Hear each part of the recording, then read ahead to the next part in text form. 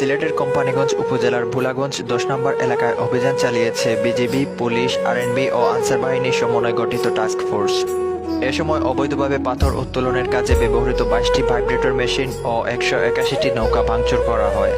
বৃহস্পতিবার ৯ জানুয়ারি দুপুর ১২টা থেকে বিকেল ৩টা পর্যন্ত এক্সিকিউটিভ ম্যাজিস্ট্রেট সিলেট জনি রায় ও কোম্পানীগঞ্জ উপজেলার ভারপ্রাপ্ত নির্বাহী কর্মকর্তা ও সহকারী ভূমি কমিশনার মোহাম্মদ আবুল হাসনাতের নেতৃত্বে এই অভিযান পরিচালনা করা হয়।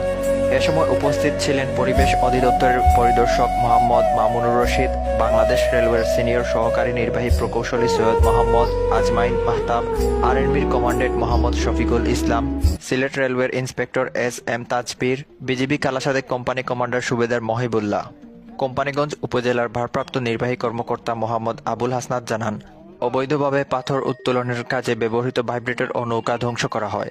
টাস্ক ফোর্সের অভিযান অব্যাহত থাকবে বলেও জানান তিনি। গত বছরের ৫ আগস্ট সরকারের পতনের পর সাদা পাথর ও বাংকার এলাকায় চলছে পাথর লুটের মহোৎসব। সেখান থেকে প্রথমে রৌপ্যের গুরুত্বপূর্ণ মালামাল লুট করা হয়। ধীরে ধীরে শুরু হয় রেলওয়ের জমি খুঁড়ে পাথর লুটপাট। কিছুদিনের ভিতর পাল্টে যায় সেখানের চিত্র। শুরু হয় সবকিছু হরিলুট।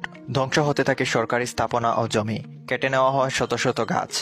কিছুদিন পরিস্থিতি কিছুটা নিয়ন্ত্রণে এলেও এরপরে রাতে রৌপ্যে বাংকার এলাকা থেকে লুট হচ্ছে কোটি কোটি টাকার পাথর।